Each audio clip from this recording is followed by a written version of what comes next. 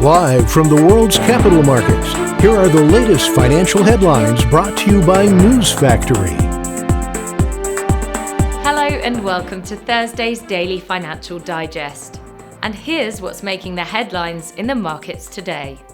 The Bitcoin dipped a slight 0.1% against the dollar in the last session. The Ultimate Oscillator's positive signal is in line with the overall technical analysis. The euro-dollar pair made a minor upwards correction in the last session, rising 0.1%. The stochastic indicator is giving a negative signal, which matches our overall technical analysis. The last session saw the pound gain 0.4% against the dollar. The stochastic indicator is giving a negative signal. The Aussie dollar price remained largely unchanged in the last session.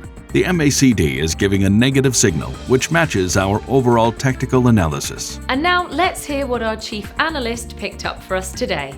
BMW pleased investors with a 50% increase in third-quarter profits and joined Mercedes in managing to increase earnings while sales dipped.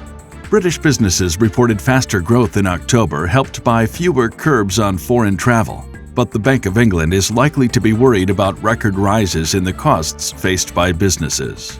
What was expected to be a wave of U.S. exchange-traded funds tied to Bitcoin futures has all but dried up after off-the-charts demand for the first one rattled Wall Street's all-important middlemen. Those were today's major economic events. And now, moving on to world financial headlines. The UK's monetary policy summary will be released at 1200 GMT. Spain's market services PMI at 0815 GMT. The US initial jobless claims at 1230 GMT. Australia's imports will be released at 030 GMT.